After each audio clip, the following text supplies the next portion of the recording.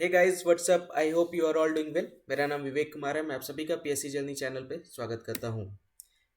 कैसे हैं सभी लोग? आज है 10 तारीख। आई होप सभी लोग काफ़ी एनर्जेटिक होंगे। सुबह का समय है और डेली बेसिस पे ये क्लासेस आपकी 8 बजे होती है, तो आई होप आप लोग काफ़ी एनर्जेटिक वे में इस क्लास को करने के लिए रेडी हैं। तो आइए बिना किसी देरी के आइए स्टार्ट करते हैं आज का करंट अफेयर। ध्यान से चीज़ों को समझते हुए चलिएगा। बहुत सारे न्यूज़ जो है हम लोग यहाँ पे कवर करते हुए चलेंगे। बहुत सारे मैप्स जो हैं हम लोग यहाँ पे देखेंगे। स्टेट्स के मैप्स देखेंगे हर क्लास की तरह। वर्ल्ड के जो न्यूज़ होंगे उसके मैप्स देखेंगे। वहाँ के बारे में हम लोग पढ़ेंगे, जैसा कि हर वीडियो में हम लोग कवर करते हैं। तो ध्यान से चीज़ों को समझिएगा और इस तरह से आप इन सारे न्यूज़ को कहीं ना कहीं अपने आंसर राइटिंग में एज एन आर्टिकल की तरह यूज़ कर सकते हैं, एग्जाम्पल की तरह यूज़ कर सकते हैं, ताकि आपका आंसर राइटिंग और भी ज़्यादा हेल्पफुल हो सके जो पीसीएस की तैयारी कर रहे हैं, खास करके उनके लिए। बाकी जो नॉर्मल बैंकिंग की तैयारी करें तो उनके लिए तो कोई प्रॉब्लम नहीं है, हेडलाइंस ही काफ़ी है। तो ध्यान से चीज़ों को समझिएगा। आइए स्टार्ट करते हैं आज का पहला न्यूज। पहला जो आपका न्यूज़ है वो रिलेटेड है आपका एनसीपीसीआर। एनसीपीसीआर से रिलेटेड है। क्या है ये एनसीपीसीआर?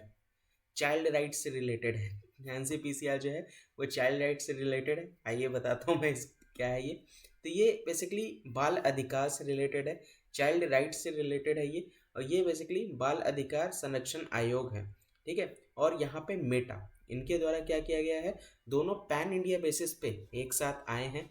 पैन इंडिया बेसिस पे उन स्टूडेंट का सपोर्ट करने आए हैं जो बेसिकली एग्ज़ाम जिनका नहीं क्वालिफाई हो पाता, जिसके वजह से वो बहुत ज़्यादा तनाव में चले जाते हैं, उसको किस तरह से रिलीफ किया जाए, उसको किस तरह से दूर किया जा सके, उन छात्रों को यहाँ पे सपोर्ट करने के लिए ये दोनों जो है वो पैन इंडिया बेसिस पे पूरे इंडिया में ये इन्होंने कार्यक्रम शुरू किया है, ठीक है। तो ये ध्यान रखिएगा, एनसीपीसीआर और मेटा के द्वारा देश भर में छात्रों की मदद के लिए ये प्रोग्राम को लॉन्च किया गया है, ठीक है। ये राष्ट्रीय बाल अधिकार संरक्षण आयोग है जो बेसिकली ये पहल शुरू किया है। इसके जो चेयरपर्सन है वो है प्रियांक कानूनगो। याद रखिएगा, प्रियांक कानूनगो, ये याद रखिएगा। इस लाइन में जो प्रधानमंत्री परीक्षा पे चर्चा प्रोग्राम भी किए हैं।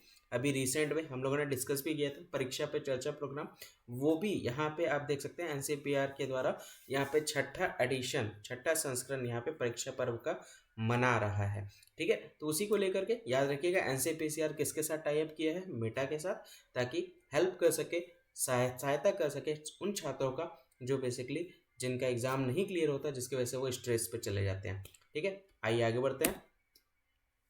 इनको तो बहुत अच्छे से जानते होंगे, कौन है जल्दी से बताइए, एनीवन? तो ये हैं बेसिकली, इनका नाम जो है वो प्यारेलाल शर्मा जी हैं।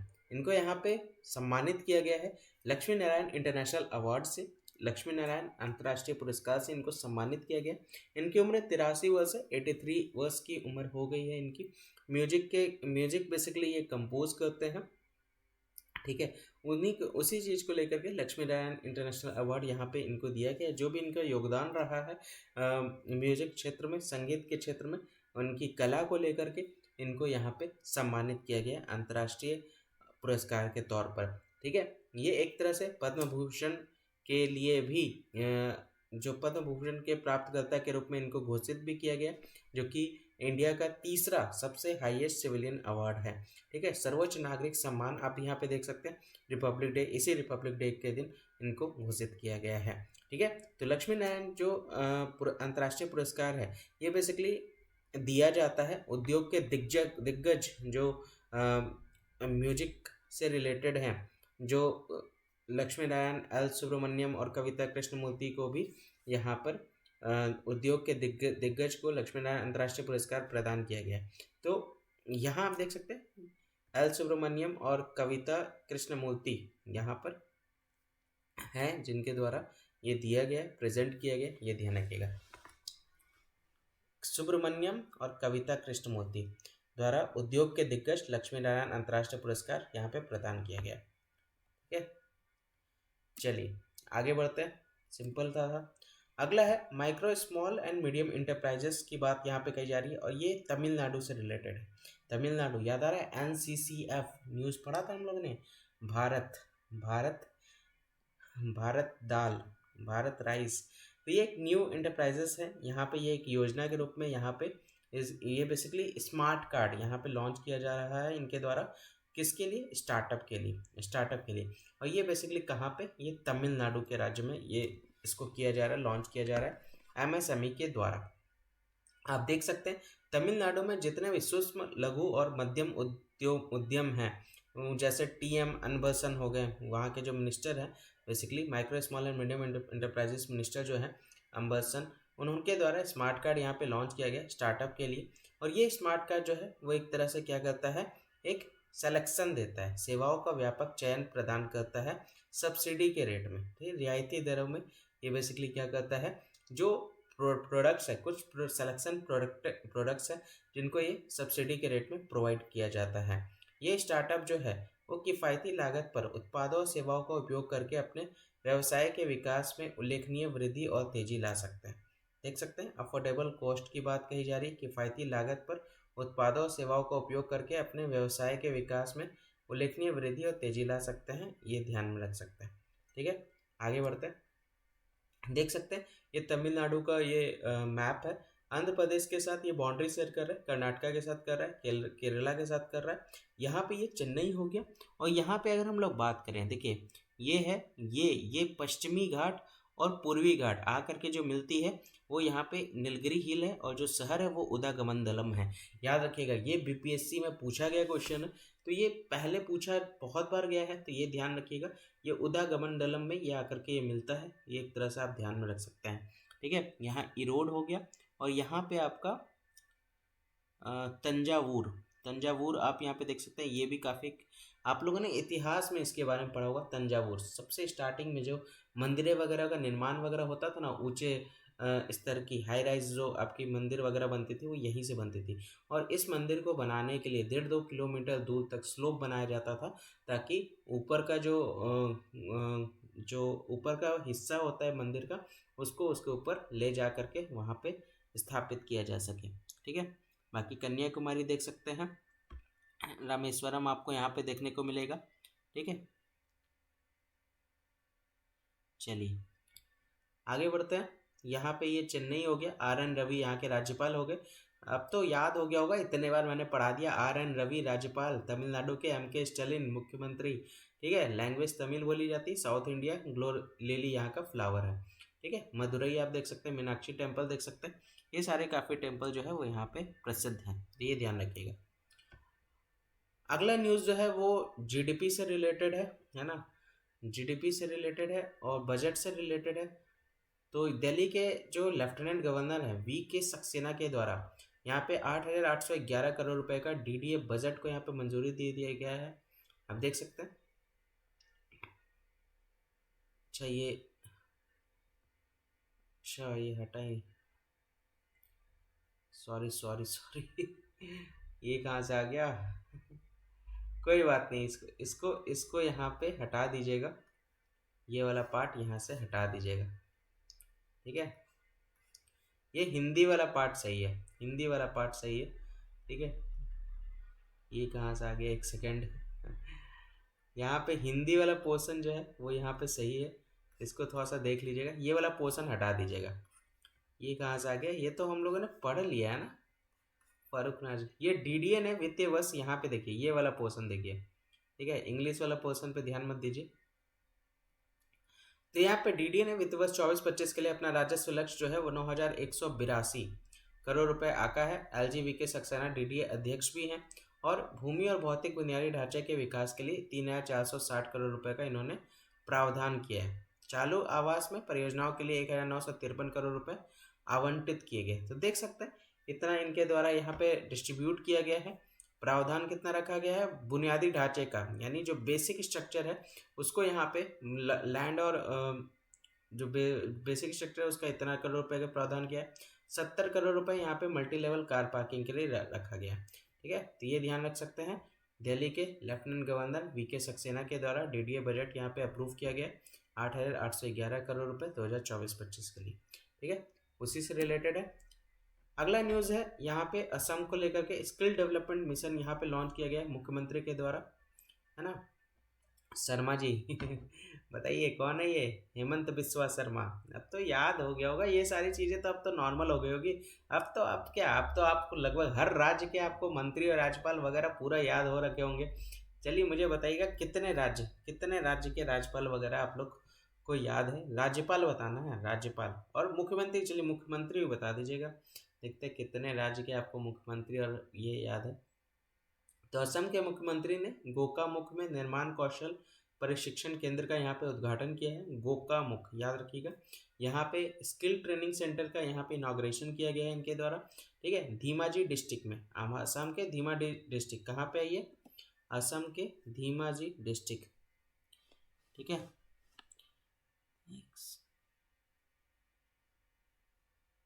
यहाँ आप देख सकते हैं, इसको थोड़ा सा जूम करता हूँ और अच्छे से आपको क्लियर दिखेगा। देखिए ये तो हो गया कमरूप।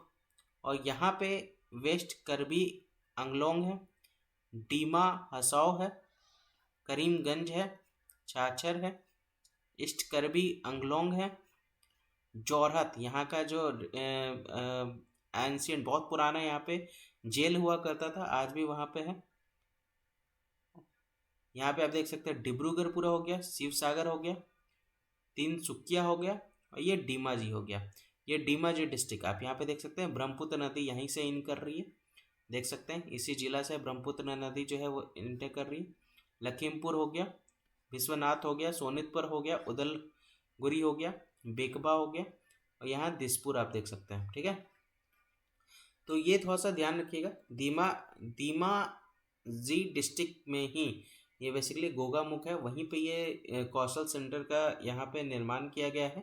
ठीक है, और यहाँ पे बेसिकली क्या ये जो निर्माण जो किया गया है असम में, ये एक तरह से कंस्ट्रक्शन वर्कर्स जो हैं उनके उनके लिए बेसिकली, और उनके परिवार वालों के लिए बेसिकली इसको इनाग्रेशन किया गया है, उद्घाटन किया गया। परिवार के सदस्यों के लिए असम के धेमाजी जिले के गोगामुख में निर्माण कौशल प्रशिक्षण केंद्र का यहाँ पे उद्घाटन किया गया।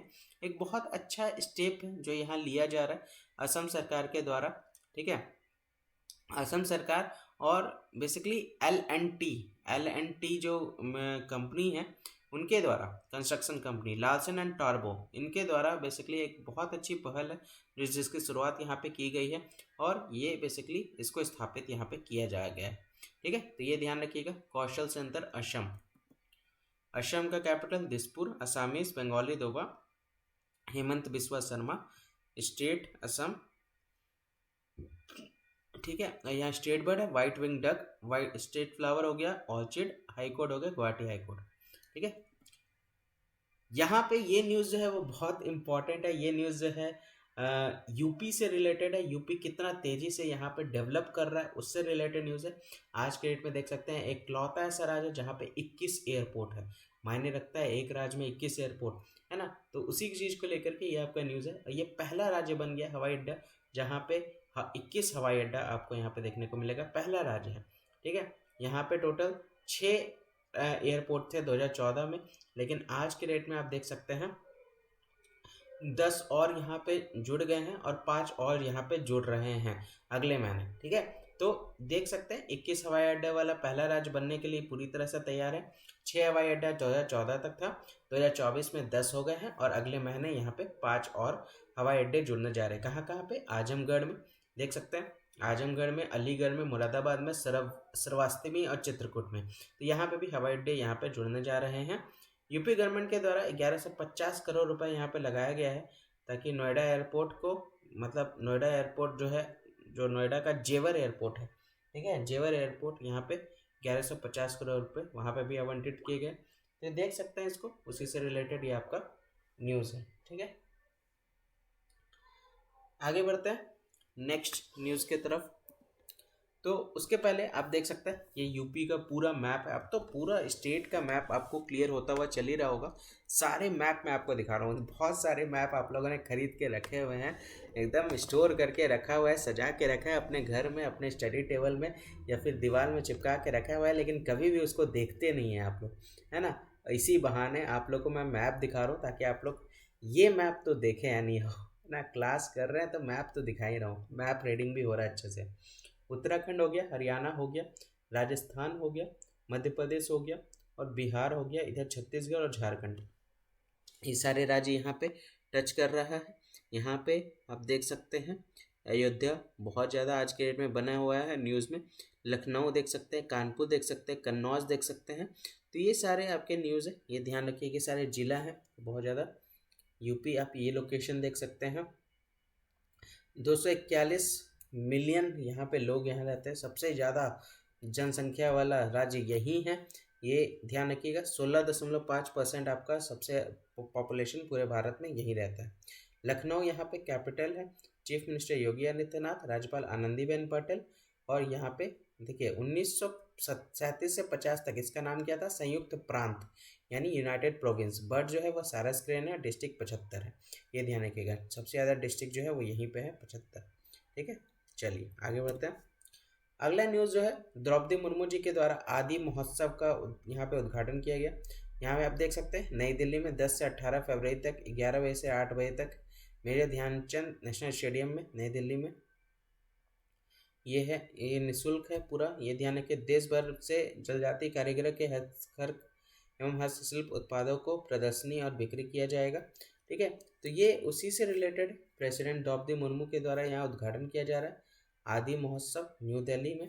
ठीक है, पहला जो मेमोरेंडम ऑफ अंडरस्टैंडिंग है वो यहाँ पे साइन हुआ है किसके बीच में, जो रूरल डेवलपमेंट है, रूरल डेवलपमेंट यानी ये यहाँ पे साइन हुआ है रूरल डेवलपमेंट और पंचायती राज डिपार्टमेंट के द्वारा। ठीक है, ग्रामीण विभाग और पंचायती राज डिपार्टमेंट के द्वारा और इलेक्शन डिपार्टमेंट के द्वारा, ये सभी लोगों के बीच में ये यहाँ पे साइन हुआ है। और ये इसका लक्ष्य क्या रखा गया, इसका लक्ष्य रखा गया कि वोटर अवेयरनेस है ना, वोटर अवेयरनेस और मासेस को पूरे राज्य भर में क्या किया जाए, वहाँ पे जागरूक किया जाए इस चीज़ को लेकर के। जनजातीय मामलों के मंत्रालय के तत्वाधान में ट्राइफेड द्वारा आयोजित किया जाता है, ट्राइफेड द्वारा इसको आयोजित किया जाता है, ये ध्यान रखिएगा। उसी से रिलेटेड है, क्लियर।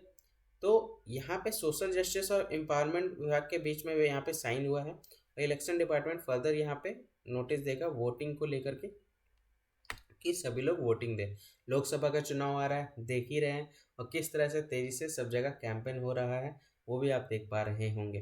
महोत्सव में 300 से अधिक यहाँ पे स्टॉल होंगे और यहाँ पे तरह तरह का कला, हस्तशिल्प, प्राकृतिक उत्पाद वगैरह के व्यंजन वगैरह यहाँ पे प्रदर्शन किए जाएंगे। तो ये आदि महोत्सव है जहाँ पे लोकल लेवल के जो लोग हैं वो देश भर के लोग यहाँ पे आकर के अपने ग्रामीण चीज़ों को यहाँ पे क्या करेंगे, प्रदर्शित करेंगे, उसको दिखाएंगे अपने, और हम उनके बारे में लोग जानेंगे। ठीक है, उसी से रिलेटेड है, ये ध्यान रखिएगा। द्रौपदी मुर्मू जी के द्वारा इसका उद्घाटन किया गया। अगला यहाँ पे देख सकते हैं, ये हैं पैपुआ न्यू गिनी के प्रधानमंत्री। ठीक है, ये पहुँचे हुए कहाँ पे, ये पहुँचे हुए हैं, ऊपर दिख रहा है फ्लैग, आप देख पा रहे होंगे, कहाँ का फ्लैग है बताइए जल्दी से। ये बेसिकली पहुँचे हुए हैं ऑस्ट्रेलिया। कल भी हम लोगों ने न्यूज़ कवर किया था ना ऑस्ट्रेलिया से रिलेटेड, याद है, ये भूल गए हैं। तो ये पहुँचे हुए हैं ऑस्ट्रेलिया और ये है पैपुआ न्यू गिनी के प्रधानमंत्री। और यहाँ पे ऑस्ट्रेलिया के संसद को ये क्या करेंगे, संसद का संबोधन करने वाले पहले प्रशांत नेता होंगे। ठीक है, फर्स्ट पैसिफिक लीडर है, याद रखिएगा, जेम्स मराप्पे इनका नाम है। पैपुआ न्यू गिनी के प्रधानमंत्री जेम्स मराप्पे ऑस्ट्रेलिया के कैनबेरा में संसद भवन में प्रतिनिधि सभा में सदस्यों और सेनेटरों को संबोधित करेंगे। देख सकते हैं संसद में, डायरेक्ट ऑस्ट्रेलिया के संसद में ये बेसिकली इनको इनवाइट किया गया है। संसद का है कैनबेरा में, और यहाँ पे ये क्या करेंगे, यहाँ के सदस्यों को बेसिकली संबोधित करेंगे। ठीक है, जो सेनेटर्स हैं सदस्य संबोधित करेंगे। पहले पैसिफिक लीडर यहाँ आप देख सकते हैं, ऑस्ट्रेलिया के संवाद करने वाले पहले प्रशांत नेता बन गए हैं। उन्होंने कसम खाई है कि हमारे दोनों देशों के बीच कुछ भी नहीं आएगा। ये भी कहा गया है कि इन्होंने वो किया है ना, इन्होंने कसम खाई है। ये became the first Pacific leader to, ये पैसिफिक लीडर आप देख सकते हैं प्रशांत नेता पहले बन गए हैं जिन्होंने ऑस्ट्रेलिया के पार्लियामेंट में इन्होंने एड्रेस किया है, ये ध्यान रख सकते हैं। संबोधन किया है और यहाँ पे इन्होंने कसम भी खाई है कि हमारे दोनों देशों के बीच कुछ भी नहीं आएगा। ये भी बात इनके द्वारा कही गई है, nothing will come in between our two countries. Australia यहाँ पे स्पेंड कर रहा है $100 मिलियन किसके ऊपर, पेपुआ न्यू गिनी के इंटरनल सिक्योरिटी के ऊपर, आंतरिक सुरक्षा को लेकर के ऑस्ट्रेलिया जो डॉलर है वो यहाँ पे $100 मिलियन यहाँ पे इन्वेस्ट कर रहा है। ठीक है, आगे बढ़ते हैं। तो यहाँ पे पहुंचे हुए हैं, ऑस्ट्रेलिया का मैप आप यहाँ देख सकते हैं। जनरली इसको औपचारिक रूप से कॉमनवेल्थ ऑफ ऑस्ट्रेलिया के नाम से जाना जाता है। एक सॉवरेन कंट्री, सॉवरेन मतलब संप्रभुता देश है, पूरी तरह से आज़ाद है, जो अपना डिसीजन खुद लेता है। पॉलिटी में पढ़ाया था ना इसको लेकर के, नहीं पढ़ा है तो जाकर के पॉलिटी के लेक्चर देखिएगा, बहुत सारे वीडियोस वहाँ पे डले हुए हैं। हिस्टोरिकल बैकग्राउंड के तो कंप्लीट कर लीजिएगा जो जो जीरो से स्टार्ट करना चाह रहे हैं। यहाँ पे आइलैंड ऑफ तास्मिया आप देख सकते हैं, न्यूमरस स्मॉलर आइलैंड आपको देखने को मिलेगा। ऑस्ट्रेलिया यहाँ सबसे बड़ी कंट्री है, यहाँ ध्यान रखिएगा। एरिया वाइज ओसनिया में सबसे बड़ी कंट्री है और वर्ल्ड की 6th लार्जेस्ट कंट्री है basically.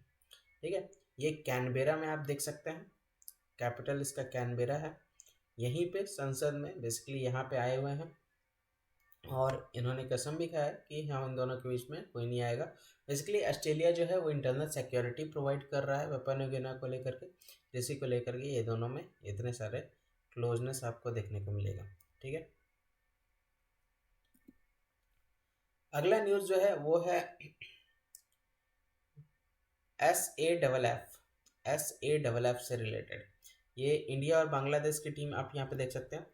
SAFF women's under-19 football यहाँ पे हो रहा है, इंडिया और बांग्लादेश। चलिए मुझे बताइएगा एक, चलिए क्वेश्चन, अरे क्वेश्चन आज आप लोगों को नहीं दिया ना, एकदम ध्यान ही से निकल गया। चलिए अच्छा सही से बताइएगा, क्वेश्चन देता हूँ तो आप लोग सर्च करते हैं थोड़ा बहुत, है ना, सर्च करते हैं, थोड़ा सा पढ़ते हैं उसके बारे में। कुछ लोग तो आंसर देते हैं, है ना। आंसर जो अभी लास्ट वाले वीडियो में भी जो दिया था, मैं बता दूं, मैं बता नहीं पा रहा ना नाम चलिए मैं नाम आपको बताता हूँ किन किन लोगों के द्वारा आंसर दिया था, ताकि वो इनकरेजमेंट आपके अंदर रहे। जो देखिए जो मेहनत कर रहा है ऑब्वियस सी बात है उसको सराहना करना बिल्कुल ज़रूरी है। तो पूजा के द्वारा रेगुलर आंसर आ रहे हैं, शुभ सिंह के द्वारा आ रहा है, शुभ सिंह के द्वारा, फिर आ रहा है, अगर मैं बात करूँ पुष्पलता, जैसे कल इनका पुष्पलता भी रेगुलर नहीं है लेकिन पुष्पलता का भी आ रहा है आंसर।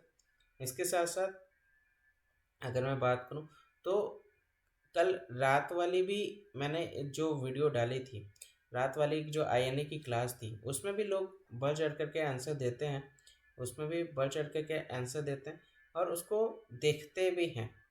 और जो आंसर उसमें आता है उसमें भी आंसर आता है, जीतू सिंह का आंसर आ रहा है उसमें। तो क्वेश्चन जो पूछ रहा हूँ मैं, तो वो बेसिकली सभी लोग उसमें एक्टिव हैं, लेकिन सभी लोग पूरी तरह से इन्वॉल्व नहीं है पहले की तरह।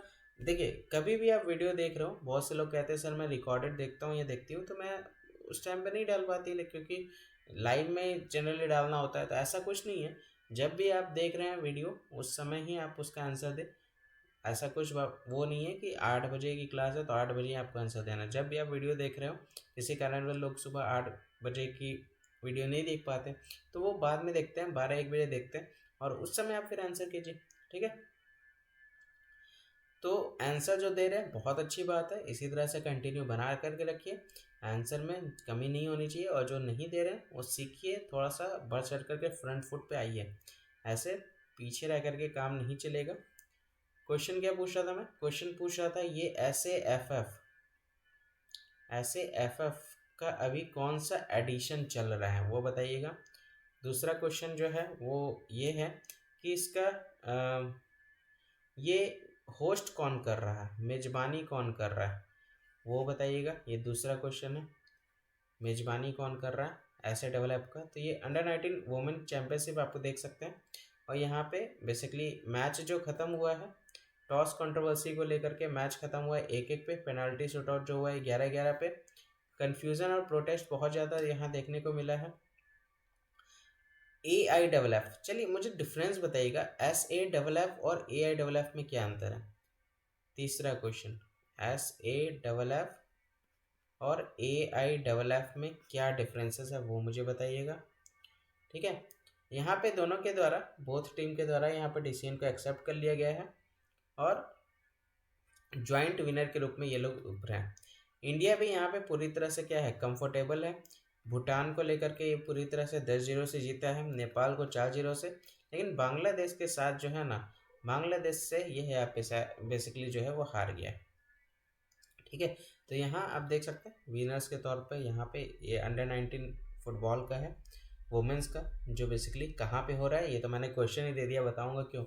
बस चलिए मैं हिंट देता हूँ। ये बेसिकली अपना देश का पड़ोसी देश है जहाँ पे ये हो रहा है। ठीक है, अब इससे ज़्यादा मैं हिंट नहीं दूंगा, अब थोड़ा सा सर्च कीजिए आप लोग। एडिशन भी बताना है आप लोगों को कि कौन सा एडिशन चल रहा है। इतिहाद का नाम आप लोगों ने सुना होगा, इतिहाद एयरवेज है। इसने स्पॉन्सर किया है किसको, CSK को, चेन्नई सुपर किंग को। तो ये एक देख सकते हैं, एक प्लस पॉइंट आप देख सकते हैं CSK को लेकर के। तो ऑफिशियल स्पॉन्सर के रूप में ये बेसिकली चेन्नई सुपर किंग के साथ जुड़ गए हैं। और ये गल्फ कैरियर इतिहाद एयरवेज जो है, खाड़ी वाहक इतिहाद एयरवेज ने चेन्नई पर सुपर किंग को अपना आधिकारिक प्रायोजक बनने के लिए सहमति व्यक्त की है।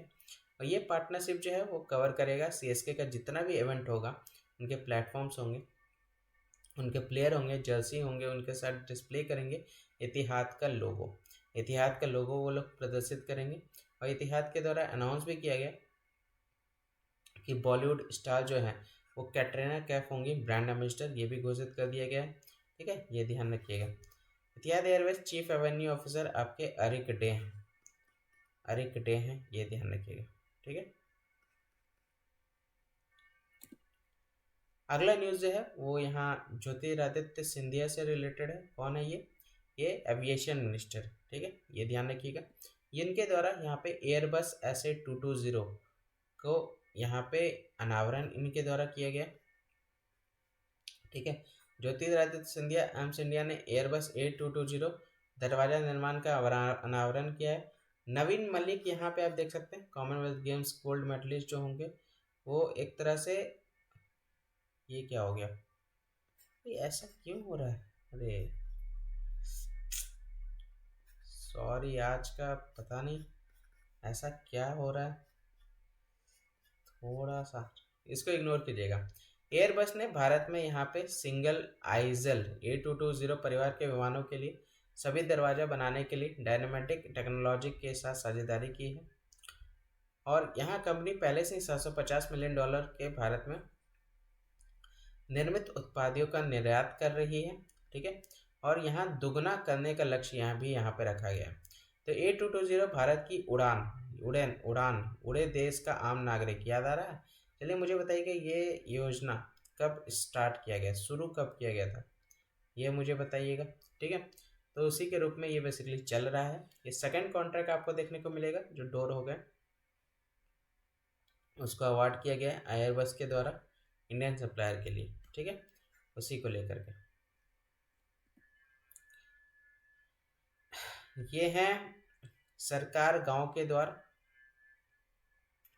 हिमाचल प्रदेश के मुख्यमंत्री कौन है बताइए जल्दी, हिमाचल प्रदेश के सरकार गांव के द्वार, ये यहाँ पे इनके द्वारा अनावरण किया गया है। तो इनके द्वारा घोषणा भी कर दी गई है, जितने भी ब्लॉक डेवलपमेंट ऑफिसर होंगे सुनाने के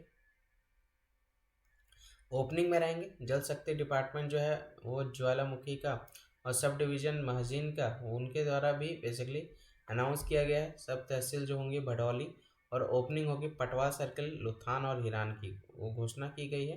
ज्वालामुखी कॉलेज जो होगा उसका नाम यहाँ पे बदल करके पंडित सुशील रतन करने के लिए राजी किया गया है।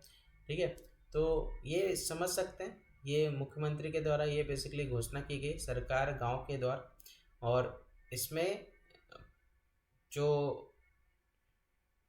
अगर मैं बात करूं तहसील की, अगर मैं बात करूं पटवार सर्कल की, तो उसको भी खोलने की यहाँ पे घोषणा की गई है। ठीक है, जल शक्ति डिपार्टमेंट जो है विभाग भी है वो भी इसमें शामिल है। तो ये थोड़ा सा आप ध्यान रख सकते हैं। हिमाचल प्रदेश की मैं बात करूं, लाहौल देख सकते हैं, किन्नौर देख सकते हैं, कुल्लू मनाली शिमला देख सकते हैं, सिरमौर देख सकते हैं, मंडी हो गया, सोलन हो गया, ऊना हो गया।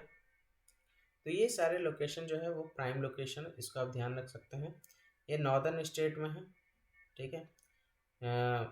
हिमाचल प्रदेश जो है नॉर्दर्न स्टेट का पार्ट है। दलाई लामा यहाँ पे होस्ट करते हैं हिमाचल प्रदेश, तिब्बतन प्रेजेंस देखने को मिलेगा। बुद्धिस्ट के टेम्पल यहाँ पे आप देख सकते हैं, ठीक है। शिमला यहाँ पे इसका कैपिटल हो गया, समर और विंटर। ये हम लोगों ने कल भी पढ़ा था इसके बारे में, याद आ रहा है। धर्मशाला यहाँ पे अब तो याद हो गया। सुखविंदर सिंह सुक्खू यहाँ के मुख्यमंत्री हैं। 25 जनवरी 1971 को इसको राज्य का दर्जा दिया गया था। वेस्टर्न ट्रैगोपान देख सकते हैं। 12 जिला है। पिंक रोडोडेंड्रॉन यहाँ के फ्लावर है, ठीक है। तो ये सारे इंपॉर्टेंट है, इसको थोड़ा सा ध्यान रख सकते हैं। अगला जो न्यूज़ है, यहाँ पे डायनासोर का जो फॉसिल फ्यूल है जीवाश्म, वो आपका पाया गया है। ये उसी से रिलेटेड न्यूज़ है। अनअर्थित किया गया है, आर्कोलॉजिकल डिपार्टमेंट के द्वारा यहाँ पे प्रूव किया गया। और ये बेसिकली कहाँ का है, ये बेसिकली स्कॉटलैंड में। स्कॉटलैंड कहाँ है, यूनाइटेड किंगडम, वहीं की बात यहाँ पे कही जा रही है। तो साइंटिस्ट के द्वारा यहाँ पे डिस्कवर किया गया फॉसिल को, जीवाश्म को यहाँ पे डिस्कवर किया गया है, ठीक है। न्यू फ्लाइंग डायनासोर का, जिसको सिप्ट्रा के नाम से जाना जाता है, सिप्ट्रा इवांसे, ठीक है। On the Isle of Skye in Scotland. तो स्कॉटलैंड के आइल ऑफ स्काई पर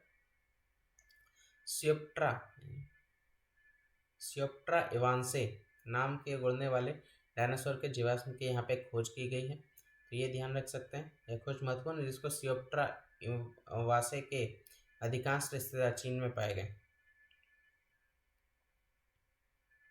ठीक है। तो इस तरह के जो डायनासोर होते हैं सियोप्ट्रा इवांसे इस तरह के डायनासोर जनरली झारखंड, ये जापान और चाइना में ही बहुत ज़्यादा पाए गए हैं। उन्हीं के वहीं पे ये ज़्यादा रहते थे।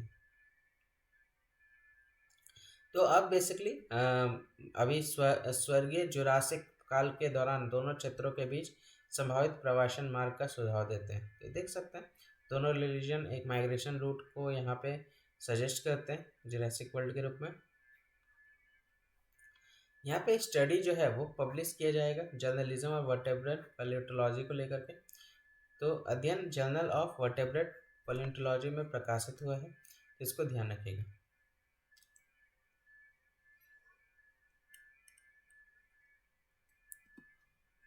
स्कॉटलैंड में पाए गए, अब देख सकते हैं ये स्कॉटलैंड है। स्कॉटलैंड बेसिकली ये वाला पूरा हिस्सा ऊपर वाला नॉर्थ यूके का पूरा हिस्सा है। ग्लासगो से याद आ रहा है कुछ, Glasgow 2021 COP conference of parties. Scotland जो है यूनाइटेड किंगडम का पार्ट है, ठीक है। और यहाँ पे 1/3 जो है इसका हिस्सा